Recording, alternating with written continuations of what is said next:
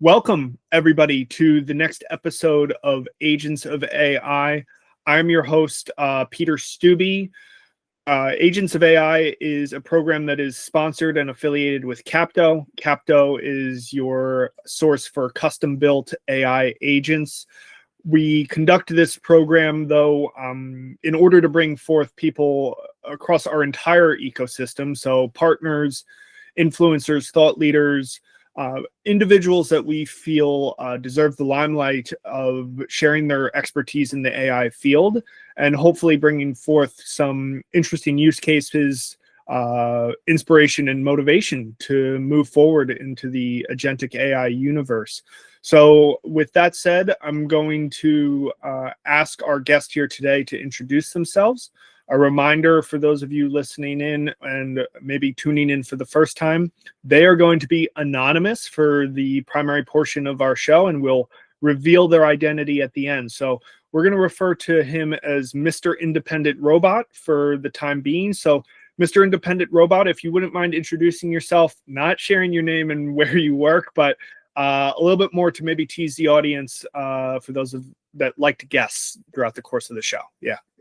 Happy to do that, Peter. And I'm probably going to try my robotic voice here. I don't know how I'm coming across, but so today, Peter, it's going to be slightly different for your show because obviously the show is all about AI, but I'm going to bring a little bit of ERP flavor to it as well. Yep.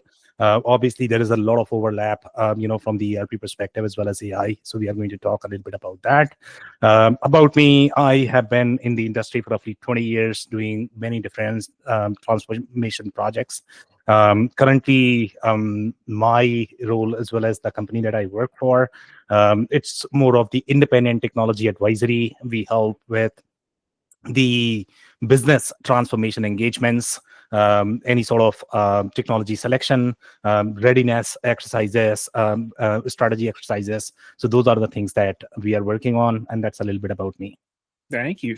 And really valued at this time because the world is moving so fast. A very cliche thing to say here, but AI in the world is moving so fast that we need people like you, and we need people that are key in terms of their independent nature. And I think that that's one of the things that stood out when, in terms of having you a part of the program and making sure that we remain our independence as well too. It's important to bring those clear thoughts to the table. So if you wouldn't mind, as like a natural segue from that, what do you enjoy most about your role and your position in this field of providing that independent advisory?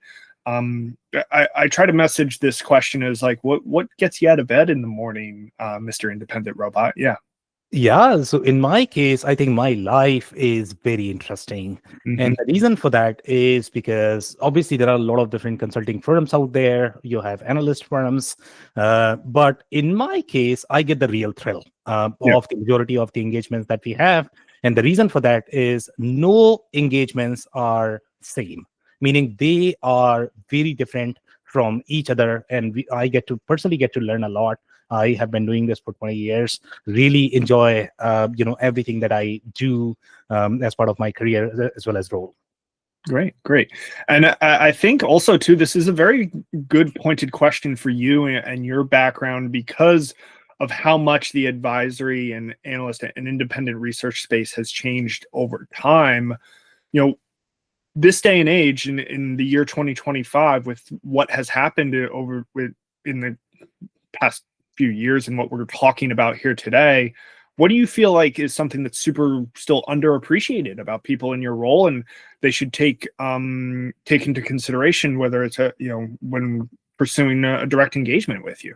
And that's a very interesting question. And I'm right now smiling. I don't know whether you can see in my robotic, avatar or not, but I'm definitely smiling. And the reason for that is because when anybody looks at consultants or consulting, there's a little bit of negative connotation. And I think that has happened in White House as well.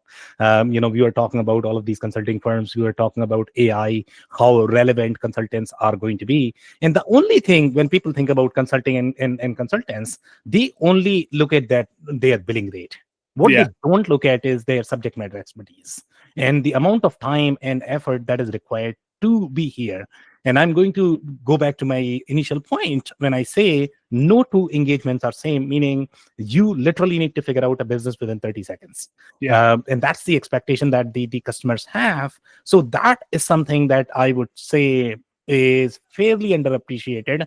How much expertise is required for these consultants, and again, the only thing people look at is the billing rate.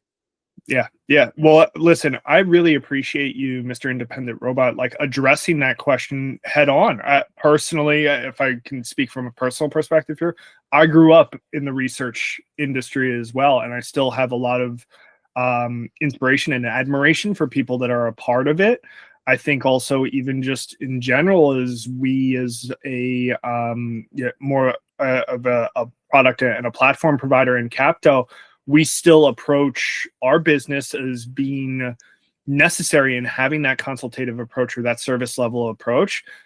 I think anybody who dismisses that just is not necessarily seeing the forest for the trees. So thank you for addressing the question. I think that'll be especially helpful for the audience that's listening in. Now, if we could just kind of do the pivot towards AI and the headline name of the program here, we like to start out by just asking people to think back to the first time that they put into production an AI use case, or the first time that they saw AI in action. I know that a lot of people point out that AI has existed for 30, 40, 50 some odd years in different stages. But maybe you could talk more specifically about what I would describe as like the current state of AI.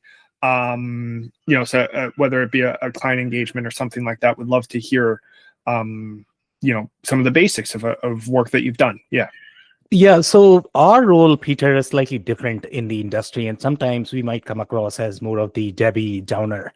And I don't know if you're familiar with her or not. Generally, our perspective is going to be very skeptical, in terms of the technologies. And what we are recommending generally is that if you are not ready for something, you should probably not put that in production. Yeah. Okay, and we are really forcing people to think, and that's where I guess you ask about the state of AI at this point of time. That would be the state that people are super excited, pumped that no, let's go fast, let's go, because we don't want to miss the bus here. But at the same time, with any technology or technology evolution, there is a little curve here. Okay, so generally, initially when anybody adopts technologies, it's going to be in premature phase, and that's where AI is at this point of time. Just because people are thinking that, hey, I don't want to worry about business value or ROI at this point of time. I'm simply going to try and maybe I'll get something out of it, right? That's the perspective that they have. And that's why I guess there is a stat, and I don't know, I think you referred to that as well. You mentioned that 90% of the AI initiatives are failing at this point of time. And this was the state of a lot of other technologies. If you talk about 3 years back, if you spoke about RPA, I think RPA had very similar, and again, a lot of people argue about ERP as well, but ERP is probably now in probably 60 years at this point of time on the maturity curve. But we still have those failures, and those failures are not necessarily because of the technology capabilities. They are always going to be because of people's perception of technologies, people's handling of technologies, people's skill set of technologies, and how they are going to approach this, right? So that's where the real problem is, even with AI engagements. Yes, AI makes things easier, but that does not mean that it's going to be any easy to implement or assess business value or get ROI, from those. In terms of my usage in production of AI, I would say, I have only used commercial products.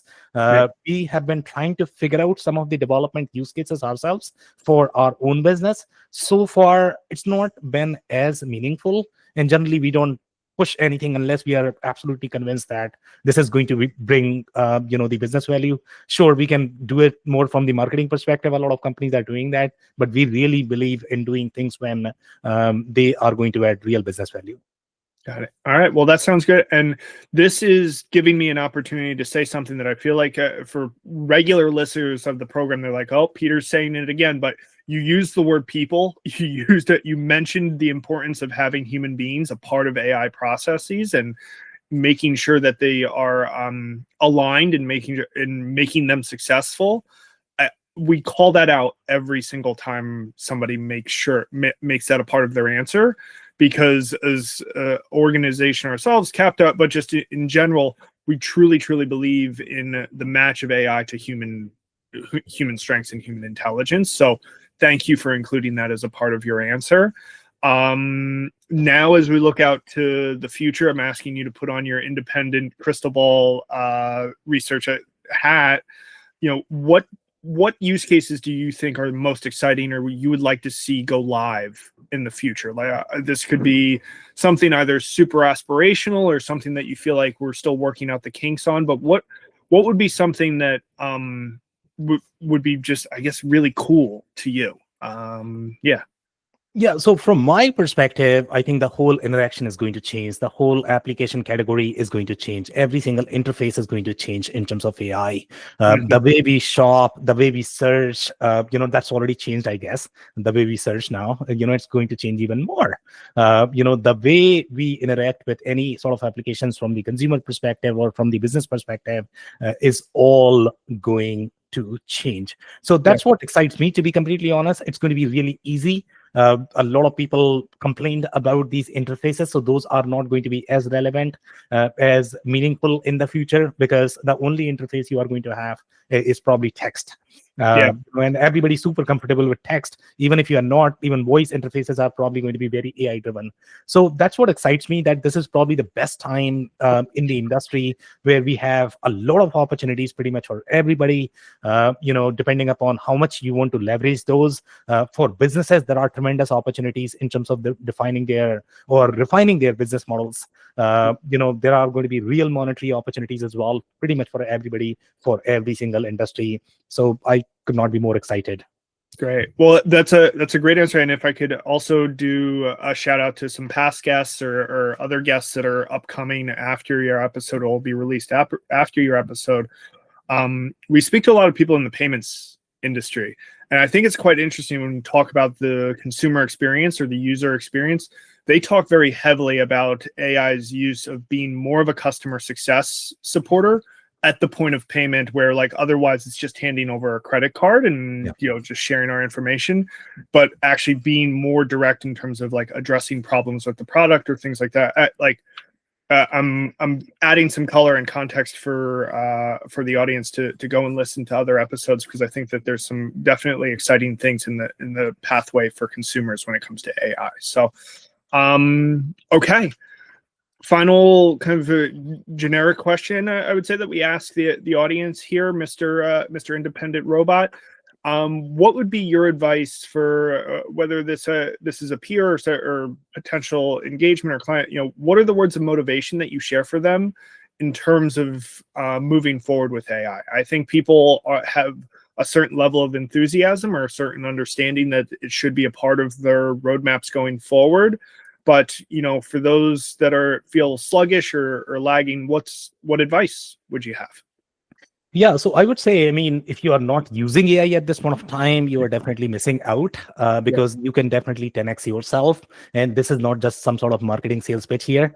AI can definitely augment your own capabilities. So it's really up to you whether you want to utilize that or not. The people who are not using, and if they have to compete with somebody who is using AI, they are definitely going to be 10x better, even though you both probably have the similar skill set, I guess. So that's the impact of AI, and everybody needs to understand and use it. Yeah. And it reminds me of that kind of like old viral trend of like finding the 10x developer or finding the 10x employee. Like you just said you've found it, and you are that 10x person when you start using AI. So thank you for that motivation. We have a final, more so fun tradition here on the podcast. It's we ask our guests to suggest their favorite quote unquote agent of AI. So this could be a fellow thought leader, a peer, or specifically someone that could be a next guest, but we also like just hearing recommendations of people that we should follow and learn from. So does anybody come to mind for you, Mr. Independent Robot? Yeah, I do, and I'm probably going to have a million names that I can recommend right now. Okay, and I want to make sure that they are probably not going to be pissed just because I'm not mentioning their name. Yeah. But in this case, since you mentioned, Agent AI, Yeah. and I know a person who has his nickname or his title as that, and he goes by, I guess, Agentic AI thought leader. He's probably number one on Thinkers 360. I think, Peter, you follow Thinkers 360 as well. His name is Michael Fawcett. I don't know if you Okay. have had him. Michael Fawcett is one. John Santafaro, he also does a lot of work in the agentic AI space. So you should probably check them out. But everybody who's participating on Analysts Gone Wild, that's a series that I host. Cool. 90% of them are very, very, very good. And they do have some sort of AI coverage as well. Nice, nice. Well, those are two like you're really hitting it out of the park today, Mr. Independent Robot, because you recommended two names that I wasn't familiar with, but my gosh, I thought I had it covered in the agentic AI thought leader space. But really appreciate that, and I think that that's a perfect segue for you to go ahead and turn off your filter and reveal yourself. And we could also talk a little bit about your own programs and your other endeavors. So go ahead. Yeah. Let me try that. Is it working? Okay, Yeah. finally. Yeah. So it's the real you. I will say it I feel like I'm repeating myself. You don't know this, but say your name. It's not you do it. You introduce yourself. Please go ahead. Yeah. Sam Gupta, Elevate IQ. I'm pretty sure a lot of people may have recognized because of the voice, because Yeah. I'm everywhere, I guess. So that's possible. But Sam Gupta, Elevate IQ. Thanks so much, Sam, for being a guest. We're super excited to host you for a number of reasons. One, because you are everywhere, and two, because the insights that you share on a regular basis held a candle to all the insights that you just shared for the past 15 or 20 minutes, which we're super grateful for you to share with us here. Is there, I know that you mentioned it towards the end of the call, a few of the outlets and groups that you participate in. I think that would be super helpful for everybody just to have that list. We'll make sure it's included when we publish the episode, but yeah, feel free to rattle them off, all the different. I know that you're very active on LinkedIn. We interacted that a lot there, but okay, I'll leave it to you. Yeah. Yeah. So now at this point in time, I guess I can reveal the name of the company. So Elevate IQ is the name of the company, which is the independent technology advisory firm. If you want to check it out, then elevateiq.com is the handle, I guess. From the website perspective, I host a podcast called WBS Rocks. WBS Rocks has many different themes, one of which I mentioned, which is called Analysts Gone Wild, which has slightly more analyst-centric perspective, in which we analyze different enterprise software stories. It's a very fun show. If you get a chance, I mean, join that.